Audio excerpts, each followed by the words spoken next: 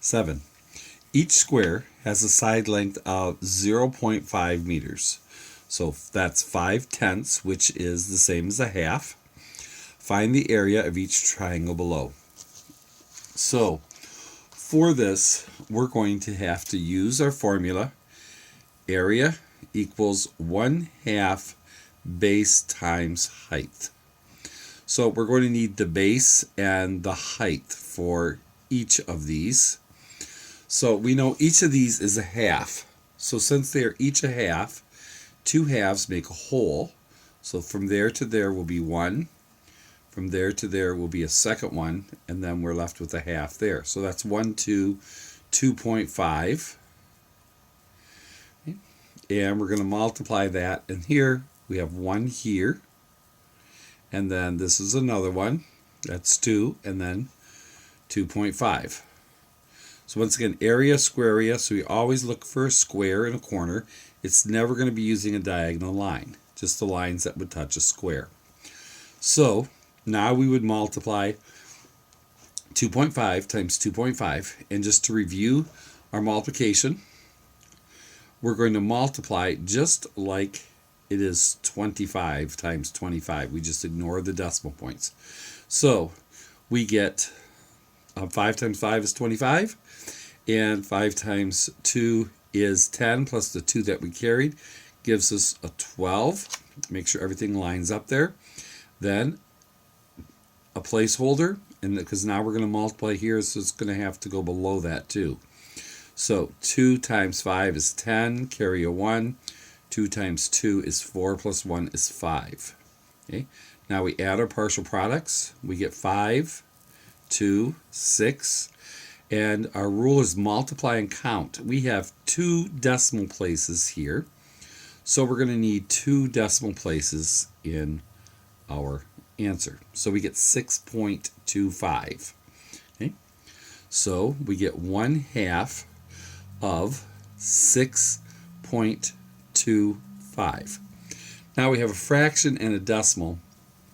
So we can go ahead and make this into a decimal and make it 0.5 times 6.25 and just multiply that. 6 and 25/100 times 5/10. Now we're multiplying. You're adding, you'd have to line these up. Multiplying, it's not like terms. So we can just put them anyway and then we can count. So 5 times 5, 25, carry a 2. 5 times 2 is 10, plus 2 is 12, carry a 1 over. 5 times 6 is 30, plus 1 is 31. And then we count 1, 2, 3, 3 above the line. So therefore we're going to need 3 down here. So 1, 2, 3, 3.125. So this then would equal 3.125, and then we're going to have it, each one's a meter, so it's going to be meters squared because this area is square area. Okay. So once again, to estimate, we can see 2 times 2 is 4, so it's, we know it's going to be a little bit more than 4, and so we get 6, that's close to 4, wouldn't be 62, and then half of 6 would be about 3. So 3.125 square meters. Okay.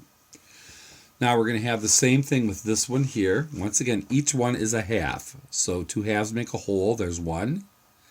There's 2. And then we have a half here. And then here we have 1. And then we have a half there. So if we want to, we could do these as decimals. I did this one as decimals. This one I'm going to use fractions for. So we use our same formula. Area equals 1/2 base times height. So area equals 1/2, and now we put in for the base 1, 2, 2.5 times the height, which is 1.5. Okay. So now we're going to multiply. So we're going to have 1/2 times 2.5. Once again, 2.5. Becomes, if we can make it in a proper fraction, 1, 2, 3, 4, 5 halves. So 2 cut in 2 is 4, plus 1 is 5 halves. Times 1.5 again. 1.5. This becomes 2 and 3 halves. So 1 times 2 is 2, plus 1 is 3 halves. So sometimes we call it the backward C. So now we're going to multiply, and we usually add 2 things at a time. Here we can multiply everything across.